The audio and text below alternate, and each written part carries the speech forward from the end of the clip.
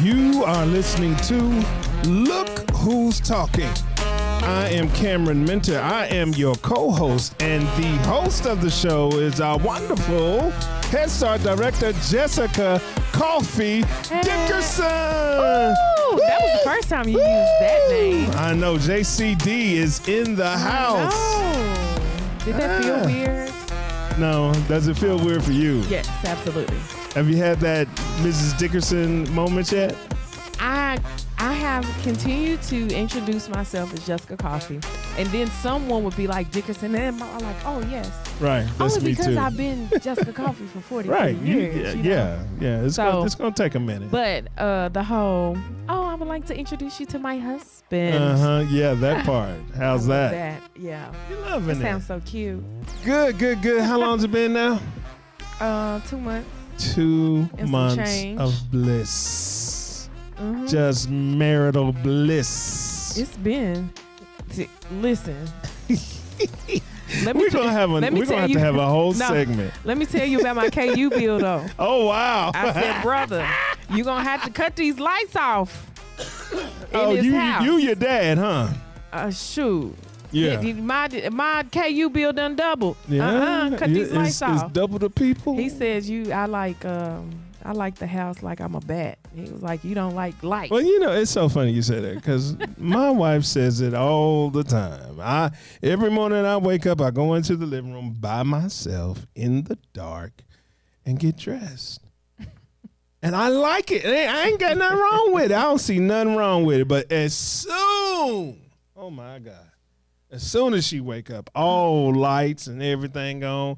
And see, yeah, I get dressed in the living room, so I don't want the lights on in the living room so that my neighbors can see me. You know what I'm saying? It's that's one part of it, but I really don't like a lot of. I'm all about conserving energy. See, I ain't on that. Let's open these blinds. Let the natural light come in. Yes. No, he's a flipper. Flip the switch. That's what he is. He flips that switch. I come in, I'm like, you're not in this room. You sound like somebody's daddy. You're not in this room. Why is this light on? Oh, you been in. But you know what? I let him live. You let him live? I let him live. That's what's up. All right, so it's summertime. What you got planned? Summertime. That's it. Have you listened to that song? No, I haven't. And I was going to play it. I was going to play that. it for you today, but we got a little caught up with some summertime difficulties. Nothing much. Like, we have come off of a perfect review. Mm-hmm. You didn't do your sound. Yeah, oh man, you missed the moment. Go! Oh no. Now, didn't before we started, I said, "Are you familiar?" I meant to put horns on here, and I still haven't done horns. Well, trying to move on from a waiting period. We've been waiting for our results, and that mental. You know what? This will preach right here. Because you cannot stay stagnant. You cannot stay in that place. That's right. And I found myself staying in that place until we got our results. Mm-hmm. So we literally got our results from our review this week. And I literally had the best sleep of my life. I'm like, let's do this, let's do that. There's a lot of pressure with that. A lot of people don't understand the pressure of the largest program we have here at the Community Action Council. Yeah. And so many lives of wealth and health are in your hands. And the decisions that you have to make are heavy. Very. Are heavy. So very. I'm glad you had some rest. Oh, I did. And you know what? I'm trying to plan my summer now. you said we ain't planning nothing. Let's go travel.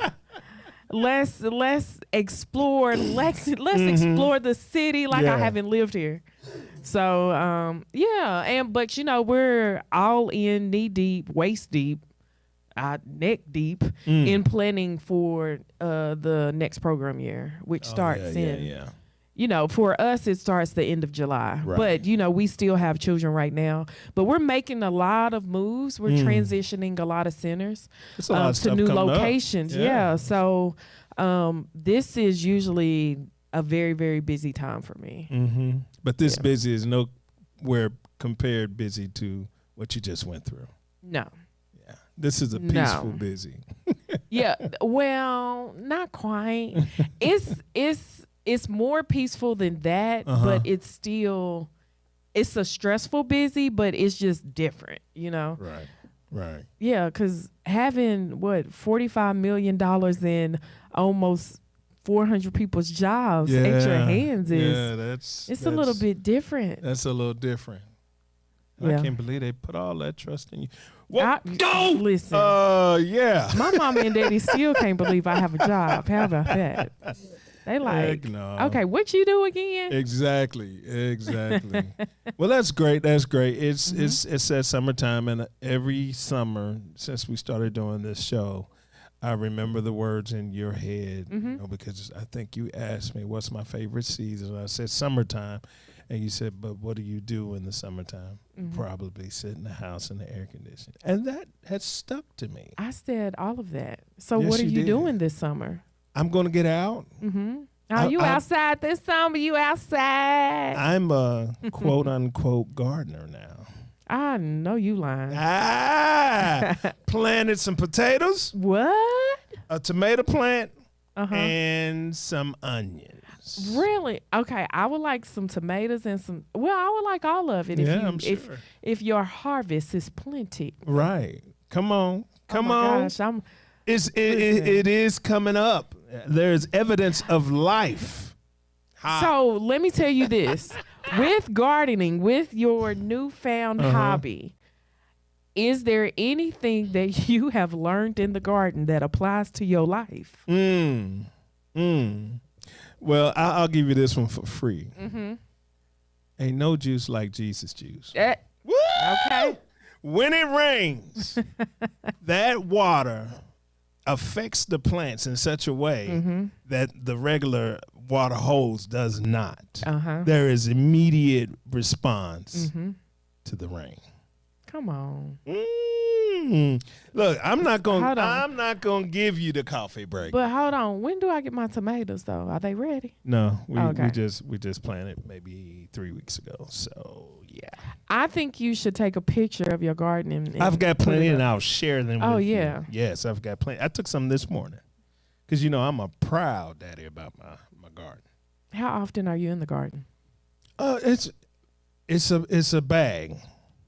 I put a bag of soil. Yeah. I had some potatoes that had started to sprout. I dried them out, and I put them in the bag. Okay. Well, I don't know. That's it.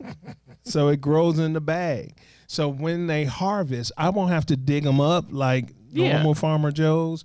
All I have to do is rip open this bag, and I'm going to have potatoes. Did that not make you feel like a new father? Oh, God, yeah. I've been wanting to do it. I've been talking to you about, gardening and getting prepared to be more self-sufficient with all the challenges that are going on in the world. So I've been wanting to do it for a minute. Yeah. But I just I want to start gardening. However, I don't want there to be any bugs around. And Lord. I can't figure that out. What? Yeah. Okay. Yeah. And then it's their house. You're building something in their house, so have respect. Have respect. I think it's time for a coffee break.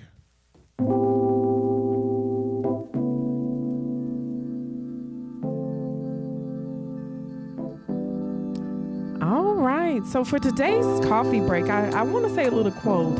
And that quote is, "A negative mind will never give you a positive life." So, I try to do daily affirmations because guess who's their own worst enemy, critic? That would be us. me. Yeah. In sometimes saying negative things to myself, and not that I'm trying to be negative, but you always sometimes just think about the negative. So I'm trying to feed positive, not only for me, but what you do that what I'm pouring in, I hope that it overflows positivity to where people stepping in the puddle. Come on. Get that positivity. Come on, get in the flow. Okay? Get in the flow. Okay. Yeah, that is great. I mean, because our mindset really sets our day. Yes. Right? Mm-hmm. So however you begin, that's how you can expect to end. Yes. So. My supervisor, Sharon, our executive director, anytime I come in and I'm just mad about something that didn't go right with the program, she we said, ain't gonna be mad. We not gonna be mad today. And I either say, okay, I'll move on, or I'll be like, I'm going to somebody else's office. I do. But trying to keep that positive mindset, because it goes a long way. It does go a long way, but it affects other people too. Yeah, say that. Say that. Have you been in a good mood and ran into somebody who just tears you up? I mean, from jump, they whole negative attitude kind of rub off on you. And I will listen to that person and I won't say nothing, but my face will say it all. Like, don't do that. And I have to say it with a little ghetto twang. Don't do that. Don't do that. Why are you coming in here negative? Right, don't do that. Yeah. We got to be. Well, and that reminds me of what we do in our classroom. We monitor positive environment, right? Okay. So how the kids could come in crying, not wanting to leave their moms, but as teachers, we're not expecting them to get mad and walk off from the kids. Right. How can you make the environment positive with someone or coming in that isn't feeling too positive in themselves? Yeah. That applies to daily life. Yeah, let's just whip them. What? Huh? All right. Who do we have on the show today? I mean, you're going to give me the pleasure. I'm going to give you the pleasure because I'm going to try to be. Because this hits personal, okay? It's personal. It is personal. Our special guest today is Mrs. Let me put that, I emphasize that. Put it on there. Now, Mrs. Gwin Minter, who is just so happens to be the lovely wife of our co-host, Cameron. How about that? Yes. How about that? How are you, Miss Gwin? I'm good. How are you? Good. I'm excited because I know you have a new book, and it's called Trunk Tales. So please tell viewers about this book. Trunk Tales, it began as a really Jessica God thing. I didn't want to do it. It happened in 2022. I heard it, I promise you. And I wrote it down. Yeah. But it seemed so far-fetched. It was, okay, write a book. It's got to be a 4-book series, all right? Oh, wow. Yeah.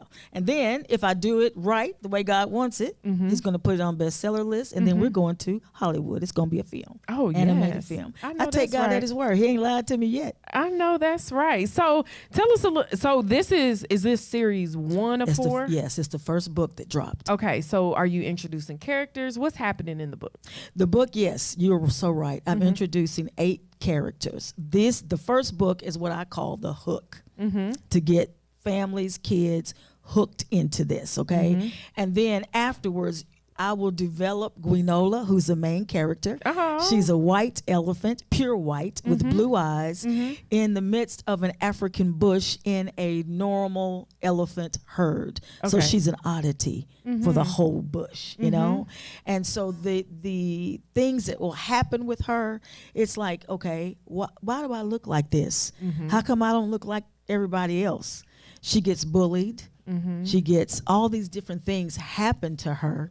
And it becomes this journey of where do I belong? And yet she's a target because they're poachers. Oh, wow. And when she walks through the bush, she's like a headlight going bing, bing, bing. Right. Because she's so white. The characters are so creative. You have to have comic relief somewhere in there. And so I was like, Lord, I want boys. How do I get boys interested in a white elephant with blue eyes? Right. Everywhere that I researched, Jessica, you're not going to believe this. What is it?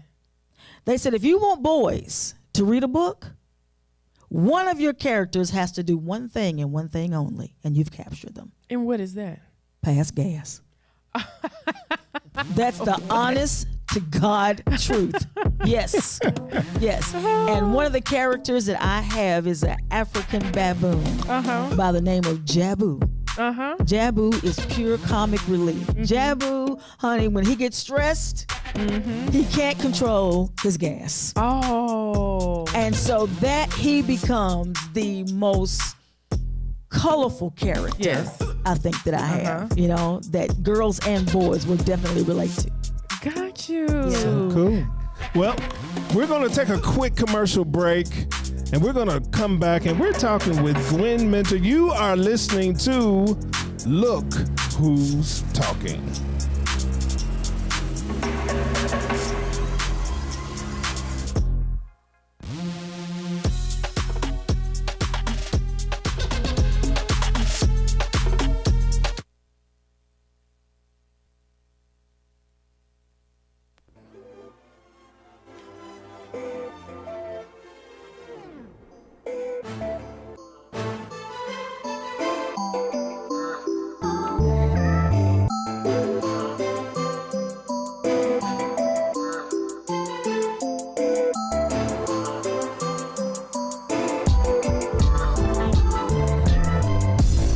Welcome back. You are listening to Look Who's Talking, and we are talking with Gwin Minter, author, and you also are a pastor. We both co-pastor together. Yes, we do. So I got a question for you, Gwin. Yes, sir. Was there not enough stuff that you had to do that you decided to have to write a book? What was going on with you? Hey, dude, that wasn't my thing. You take that up with him, because I surely did not want to write a book right Absolutely. So what was your motivation in writing this book? The motivation was just, it goes back to being a God thing. I had no idea what he actually wanted me to write. A children's book. I'd written a book previously mainly for adults, but for children, it was different. And so the motivation here is for family. Let's get the devices. You know, everybody's at the table doing this. Yeah. When can we bring the family back together? And so Gwee'Nola, her story is very unique. It hits every genre. It hits every age. It doesn't matter. My mother's 84. She said, I haven't read a book in full in years. Yeah. And she sat down and read this book, and somewhere in the book, everybody, you can find yourself. So who was this book originally designed for? Children. Children. What originally. But it's changed dramatically because people have, again, found themselves somewhere in this book. Right. Somewhere. Got you. So to some of our families, you know, our families are 0 to 5. What would you tell them how does this book relate to them? The book, first of all, they won't be able to read it, so a parent will have to read it to them. Right. There are 48 pictures. What the child can come away from this is a better sense of belonging, of who they are in the family unit, you know, and how that matters. And even though they may not look like somebody else in their class, they may not even look like somebody else in their own household, right? Because everybody's different. But Gwee'Nola teaches you that it doesn't matter, that you are unique no matter how you're built, no matter what you look like. God created you for a purpose. And after every chapter in this book is a scripture that goes along with the storyline of the chapter. And so for Gwee'Nola being odd, she's been bullied, she's been ridiculed. There are, you know, in every family, there's family secrets. In Gwee'Nola's family, there's family secrets. Oh, wow. You know, sometimes it can hurt you because you think not telling somebody is the best thing, and then you find out that not telling them was the worst thing. Right. Okay? So for 5-year-olds, I think they're going to get a big kick out of the pictures. There's 48. If you get the hard copy, it's 48 full-colored pictures that they can look at and almost make up their own stories. But it is about regaining the family environment. You know, I saw an interview that you did once where a young lady that was in the audience had expressed about how this book will relate to her family in a way that I don't think originally you may have been looking at, where she said that she had twins, and one of the twins was dramatically different than the other twin and her family. Yeah. So this young lady, I think she, it's almost, her hair is blonde. And she's got pretty eyes.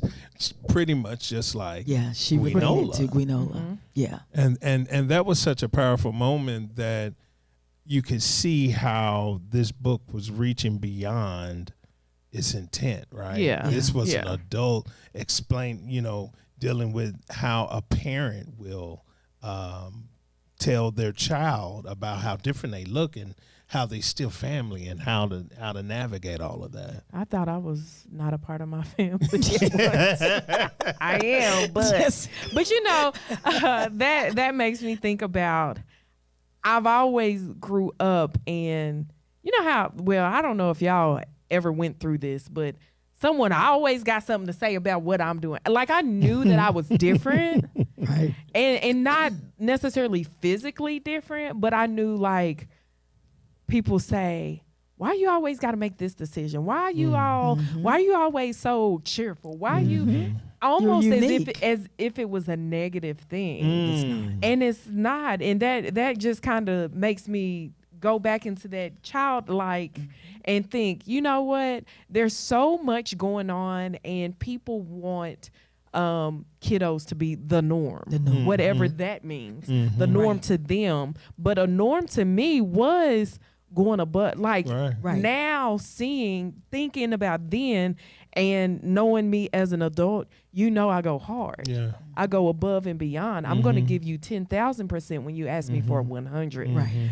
Those are the qualities that you don't want to stifle in a child. That's right. And thinking about, and I haven't even read it. I can't wait to read it because those are some of the things that children go through. But growing up, those things, adults ask questions on questioning themselves, and it all starts when you're younger. Right. That perception you have of yourself. That's right.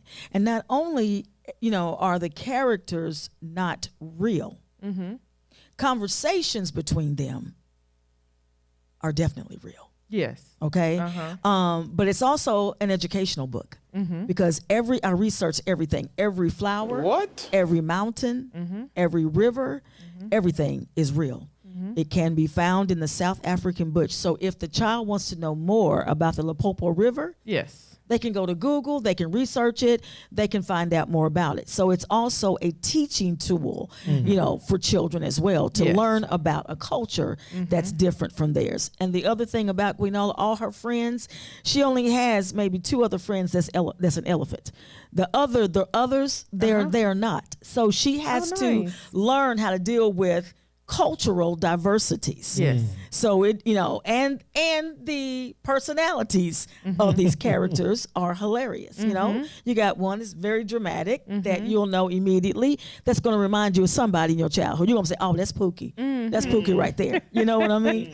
So you will find somebody that in this book that you can relate to in some way. Right. I love it because we don't see too many books for children and for the entire family where they can pick something that they can relate to. In our program, we have assessed that our reading scores are down, and this sounds like something that the parent. We know reading to children increases literacy. That's right. And this is absolutely. And this sounds like something that can appeal to all members of the family. It can. No matter if you have a kid in Head Start or a school-age kid, a high schooler, or you're a full-blown adult. That's right. And Gwee'Nola is meant to be a legacy. That say when the children that are in class right now, all right, they get to know Gwee'Nola, that when they become adults and have children, they're going to want to start with the Gwee'Nola series. This changed me. This helped grow me. Even on my worst days, I could go back to her. Gwee'Nola is a voice for now. Yes. And she's a voice for the future.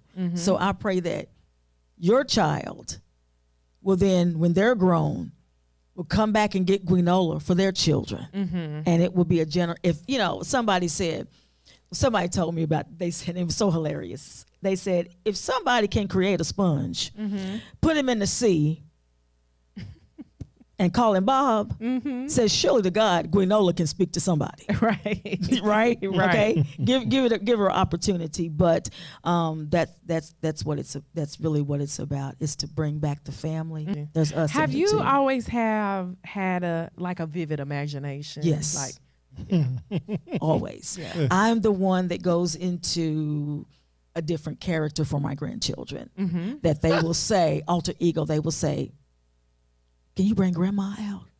I dare you. I dare you. I will not bring that alter ego out. I will not do it on here. No, I will not do it. But they will ask for her. Yes. I am that person. Yes. Yes, I have always been very creative. So look at this is going to be inappropriate, but I'm going to ask anyway. Give us a clue of. Well, folks have the next book. That's what I was going to say. Yeah. What's coming up next? No. Okay, give me some general of what we can expect with Gwee'Nola. First of all, this book is a cliffhanger. Oh, one of those. Yeah, it's a cliffhanger. But she's going to evolve. She's going to evolve. Like I said, she's young. You're getting to know her. You're getting to know her friends. But in the books to come, you will begin to see her purpose. Got you. Why she's here. Why she was born the way, the color she was. Why she's endured the things she's had to endure. Because it's going to come out later that she's about to grow up to be something real special. Got you.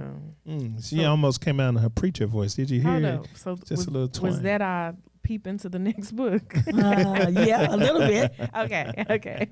More to come. More to come. All right. Give me some contact information. How can we stay in touch with you and the journey with Gwee'Nola? Well, we have a website. That's Gwee'Nola.com. How you spell that? GWEENOLA. .com. Okay. And then on Facebook, we have what's called Gwee'Nola's World. That, you know, when we ask people, when you get the book, take a picture with it. Just go, hey. And this is just a way for us to kind of keep up, to just kind of see what people are doing. Are they actually enjoying the book and all those different things? And that's what's been, you know, our major point of contact. We got a lot of things going on in the background. That's going to be really wonderful. And I will say this, because this is a I guess a praise report.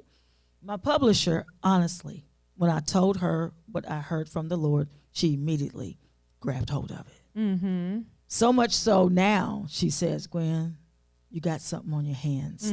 She told me, she looked me in my face and said, you need to start really thinking about what Hollywood actors you want to be the voices for these characters. That's what's up. Seriously.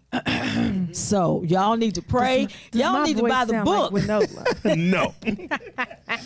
Please buy the book. Buy the book. It's not for my glory. Where can you find this book? Oh, you can find it Amazon.com, Walmart.com, Target. You can even go to your main ones, Barnes and Noble, and anywhere books books are sold. Oh, okay. Yeah. And you have a color book, a hardback, and an ebook, a paperback. What you mean a color book? The hard copy is full color. Oh, okay. Everything is full So the color. paperback is not. It's black and white. Paperback, but you also have a ebook. Yes. Okay, so you can get it anywhere books are sold. That is true. So we are excited. You right now you want to get the hardback. Yeah, the hardback is really, you have 48 pages of full page color. You don't get a little block, you get a full page of color. These pictures are beautiful. And so, you know, God is really good. God gave us the, you know, what he wanted us to do, and we just kind of did it his way, and we're going to do it his way. And yours truly Did the book. laid out the book. Yes, he did. Yes, ma'am. Yes, he I did. didn't know that. This is Yes. a team. Yes. And Team the characters, Minter. God gave me the characters, but Mr. Cameron Minter brought them to life. Yes, yes, yes. And even our publishers, he did all that. They didn't have to do it. And so he is listed in the book as the illustrator, and he put the book together. That's And good. Oh, this everything. must be me. Was you thinking about me when you thought about this? one? Right, really. The hair, the lash. Come see, on now. see. Mhm. And all the characters have African names, and their names actually mean something in the African And I see community. that you have that in the back. Yes. Little glossary Character of their Yes. names. Mhm. And, yeah. Yeah, and it's been a blessing. I mean, I even there's a young man that loved the book. When I pitched him the idea, he loved it, and he is the producer for CC Whining. Oh wow. So it's a blessing. God is up to something that we don't know anything about. Well, great. Tell them how they can get a hold to, or you can tell the folks how to look this up again. Your website. Yes, it's Gwee'Nola, Gweenola, Gwee'Nola.com. And you can go to Facebook and go to Gwee'Nola's World, but it's spelled a little different. It's also on got the Instagram, too. Yeah, Instagram. Yeah, so that. yeah, just check it out. Check it out. Thank Become you a follower. so much for being our guest today. It's been a Thank you. pleasure Thank having you. you. Well, thank you, sir. They Thank you, giving each Jessica. other the googly eyes. I need to leave the set. Have mercy. Okay, I'm choked up. You have been listening to Look Who's Talking.